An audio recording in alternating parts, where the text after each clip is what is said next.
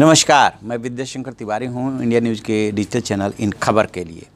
वाराणसी काफ़ी चर्चा में है। प्रधानमंत्री नरेंद्र मोदी चूँकि वहाँ से चुनाव लड़ रहे हैं, दूसरी तरफ प्रियंका गांधी के चुनाव लड़ने की चर्चा थी, लेकिन वो चुनाव नहीं लड़ रही हैं। अब उनकी जगह पे कांग्रेस के अजय राय चुनाव लड़ेंगे। सवाल ये है कि कौन है ये अजय राय, जिनको कि पिछले चुनाव में भी पीएम मोदी के मुकाबले उतारा गया था। तब वो पीएम नहीं थे, लेकिन इस बार तो वो उन्हें पीएम मोदी के मुकाबले उतारा गया है।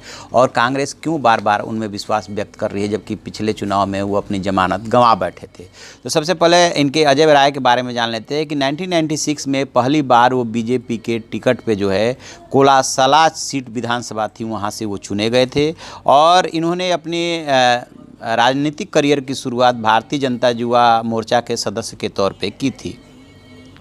उस वक्त राय ने जो है 1996 में 9 बार के सीपीआई विधायक को हराया था और 2009 में उन्होंने नाराज़ होकर के बीजेपी से इस्तीफ़ा दे दिया था। 2009 में उन्होंने बीजेपी से इस्तीफ़ा इसलिए दिया क्योंकि वो बनारस से लोकसभा का चुनाव लड़ना चाहते थे, लेकिन पार्टी ने इलाहाबाद से शिफ्ट करके मुरली मनोहर जोशी को वहाँ भेज दिया था। ये बात अलग है कि वो तीसरे नंबर पर आए। दूसरे नंबर पर मुख्तार अंसारी रहे थे। उन्होंने मुरली मनोहर जोशी ने मुख्तार अंसारी को हराया था।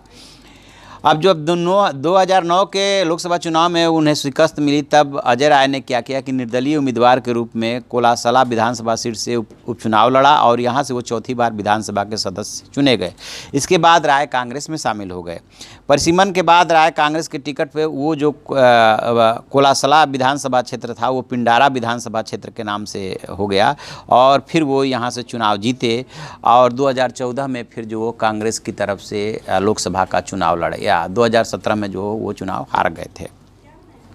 तो इस तरह से पिंडारा विधानसभा सीट से जो ये काफ़ी 5 बार विधायक रहे हैं और ये ऐसी विधानसभा क्षेत्र रहा जहाँ से कि इसका इतिहास काफ़ी रोचक रहा है। कम्युनिस्टों का अजय राय ने बेदखल किया था।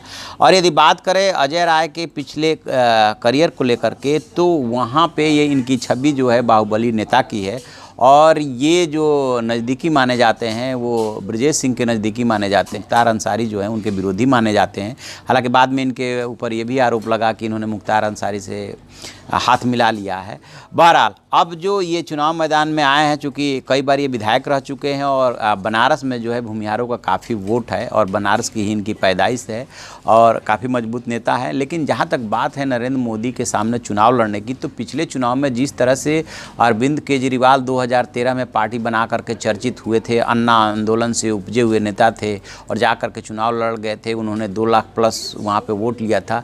उस हिसाब से यदि एनालिसिस करेंगे तो बेशक अजय राय चाहे वहाँ पे जितने मजबूत कैंडिडेट हो, लेकिन उनका कोई नेशनल स्टेचर नहीं है जो पीएम मोदी का मुकाबला कर सके।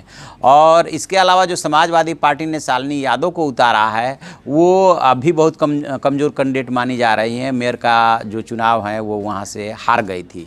तो अजय राय मजबूत स्थानीय तौर पे ज़रूर हैं, लेकिन पीएम मोदी के मुकाबले कहीं नहीं ठहरते हैं। और अब जो है प्रियंका गांधी जबकि चुनाव नहीं लड़ रही हैं, अजय राय लड़ रहे हैं, तो माना ये जा रहा है कि एक तरह से पीएम मोदी का जो संघर्ष था वो कम हो गया। आप ऐसी खबरों के लिए देखते रहिए हमारा डिजिटल चैनल इन खबर। उसे लाइक कीजिए, शेयर कीजिए और कमेंट बॉक्स में जाके कमेंट जरूर करें। Thank you.